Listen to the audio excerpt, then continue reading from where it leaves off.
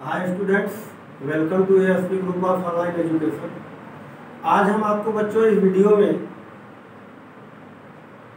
मूलानुपाती सूत्र और आणविक सूत्र, जिसे आप अणुसूत्र कहते हो, मूलानुपाती सूत्र और आणविक सूत्र ज्ञात करने का बेहतरीन तरीका बताएंगे। एकदम शानदार तरीका, आप एकदम से सीख जाओगे। हाई स्कूल और जो कक्षा 10 और 11वीं में जो है मूलानुपाती सूत्र और अणुसूत्र निकालने के लिए होता है।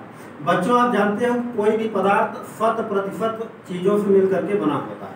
जैसे इसमें कोई फोम है, फाइबर है, अंदर इसमें फोम है, ऊपर कलर है, प्लास्टिक थोड़ा लगी है, तो पता चला कि फाइबर 90% हो गया, 5% कोई हो गया, 5% फोम हो गया, मिला करके टोटल 100% बना।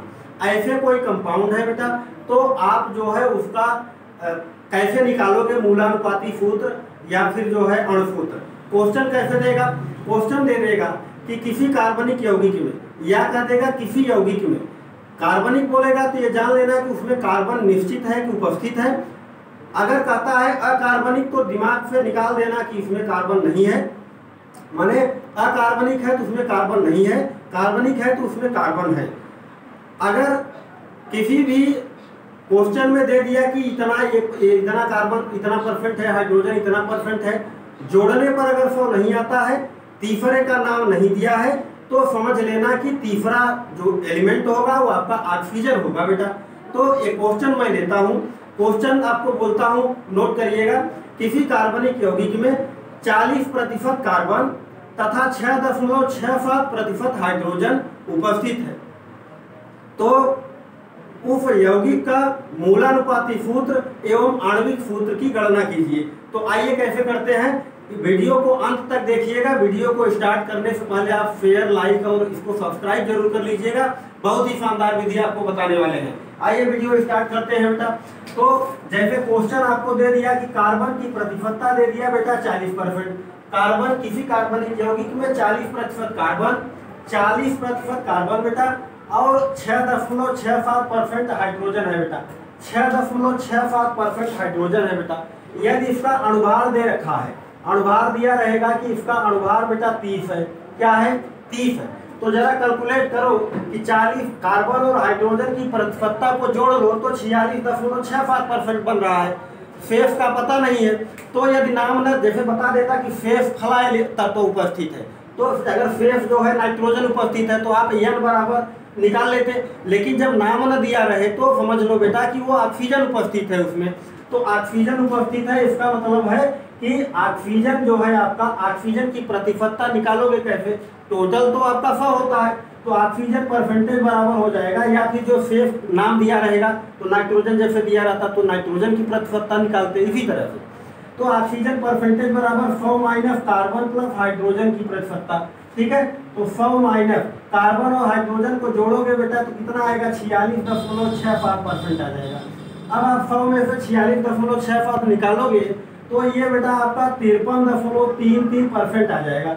ऑक्सीजन परसेंटेज इक्वल टू 53.33%, ये आ गया बेटा। अब इसमें आपको पता हो गया कि कुल 3 तत्व हैं, कार्बन है, ऑक्सीजन है और हाइड्रोजन है। आइए आगे की बात करता हूँ। एक टेबल आपको बनाना पड़ेगा। इसमें 6 कॉलम होंगे, 1 2 3 4 5 6 कॉलम होंगे। पहले कॉलम में बेटा तत्व का नाम होगा, दूसरे में तत्व का परमाणु भार होगा, तीसरे में तत्व कितना परसेंट कौन सा तत्व है वो लिखोगे, चौथे में मोलों की अपेक्षित संख्या माने प्रतिशत बटे परमाणु भार के सूत्र से निकालेंगे, अभी दिखाएंगे आपको। सरलतम मोल अनुपात और पूर्णांक अनुपात लिखोगे बेटा। अब आइए बात करते हैं आगे। देख लो, कार्बन है, हाइड्रोजन है, ऑक्सीजन है, यहाँ तत्वों का नाम, और भी तत्व रहेंगे तो मैं और नीचे बढ़ा दूंगा। ओके, कार्बन बेटा इसका परमाणु भार होता है 12, तो परमाणु भार तो आपको याद करना ही पड़ेगा। जो नॉर्मल एलिमेंट हैं, हमेशा यूजुअल हैं, तो इनकी जो है इनका परमाणु भार आपको याद होना चाहिए। देखो, कार्बन का परमाणु भार 12, हाइड्रोजन का 1, ऑक्सीजन का 16। क्लियर हो?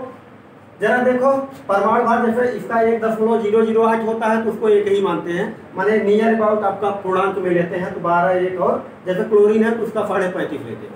तो जरा देखिएगा परसेंटेज कितना है बेटा। अब कार्बन आपका 40% है बेटा, हाइड्रोजन आपका 6.67% है, ऑक्सीजन आपका कितना परसेंट आ गया बेटा? 53.33% आ गया। कितना आ गया? 53.33% आ गया, 53.33% आ गया। अब देखो आपेक्षिक संख्या कैसे निकालोगे बच्चों, प्रतिशतता बटे परमाणु भार। प्रतिशतता इसकी 40 है, परमाणु भार इसका 12 है, परमाणु भार इसका 12 है, इसकी प्रतिशतता 6.67 है और इसका परमाणु भार 1 है तो 1 से भाग दोगे। इसका 53.33 है बेटा, तो इसका जो है आपका 16 हो जाएगा, भाग दोगे 16 से। और बेटा आगे बात करते हैं सरलतम मोल अनुपात। आप इसमें भाग दोगे 12 36 3.33 आएगा, भाग तो आता है आपको, भाग तो आता है आपको 3.33।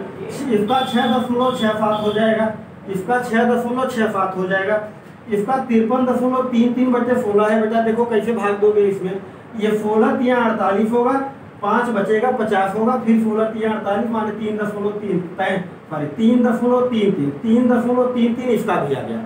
अब देखो बेटा सरलतम मोल अनुपात कैसे निकालोगे।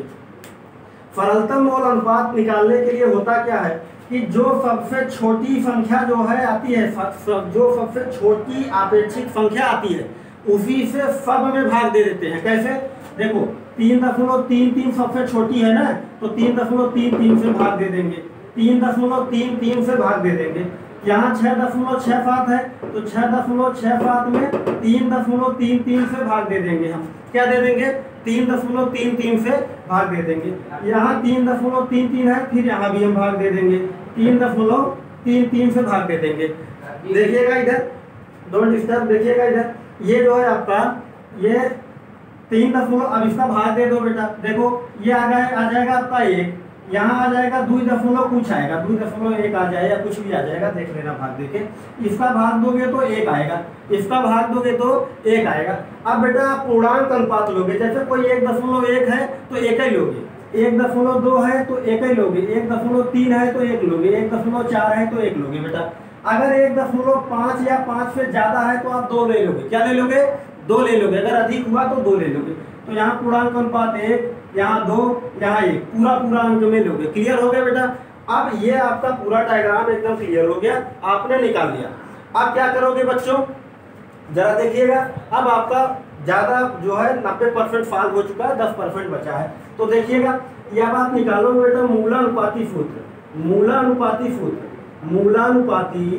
मूलानुपाती सूत्र निकालोगे। मैंने कहा था कि मूलानुपाती सूत्र और आणविक सूत्र निकालना है बेटा।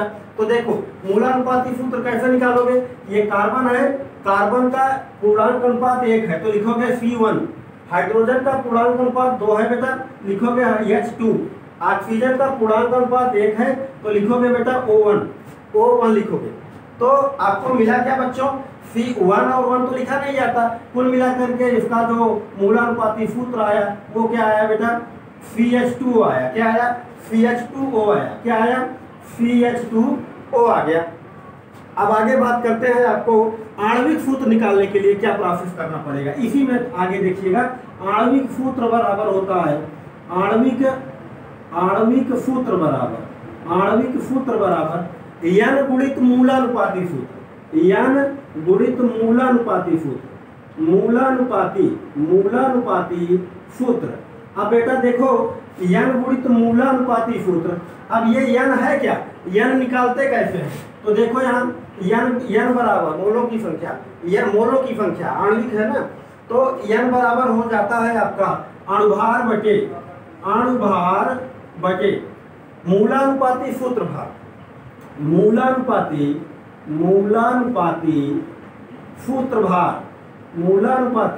सूत्र भाग। तो N निकालना और वहां रख देना। देखो कैसे निकलेगा, N का मान यहाँ निकलवा देते हैं। आपने आणविक द्रव्यमान तो निकाला है, सूत्र द्रव्यमान जिसको आप कहते हो, सूत्र द्रव्यमान देखो CH2O है ना, तो कैसे निकालोगे मूलानुपाती सूत्र भार, इसी का भार निकालना है। तो देखो कैसे निकालोगे, कार्बन का 12 होता है प्लस हाइड्रोजन का 1 होता है, 2 हाइड्रोजन है तो 2 कर लोगे, प्लस ऑक्सीजन अकेला है तो ऑक्सीजन का 16 होता है अणुभार।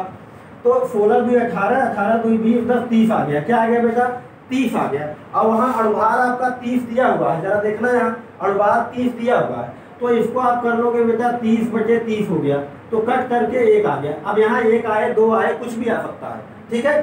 तो अगर 1.5 आता है तो उसको आप ले लोगे, वही नियम जो बताया है आपको, 2 कर लोगे।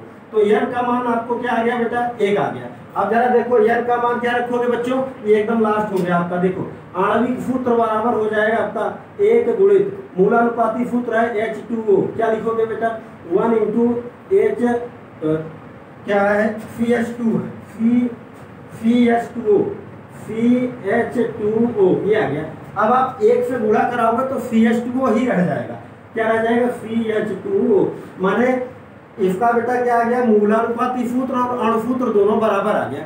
अब जरा देखो अगर यहाँ 2 आता n का मान 2 आता तो आपका क्या हो जाता, तब आपका C2H4O2 आ जाता, क्या आ जाता बेटा C2H4O2 आ जाता अगर 3 होता, 2 होता। अब 3 आएगा तो 3 से गुणा, 5 आए तो 5 से गुणा, माने जितना आएगा उतने से क्या कर दोगे बेटा गुणा कर दोगे। ये आपकी एकदम बेहतरीन क्लास गई। देखिएगा एकदम आपको मूलानुपाती सूत्र और आणविक सूत्र निकालने का शानदार तरीका है। इस वीडियो को जो है स्क्रीनशॉट करिएगा। अब आज के लिए जो है बस इतना ही, इसको स्क्रीनशॉट कर लीजिएगा और वीडियो को ज़्यादा से ज़्यादा शेयर करिएगा। तो आज के लिए बस इतना ही। Thank you for watching.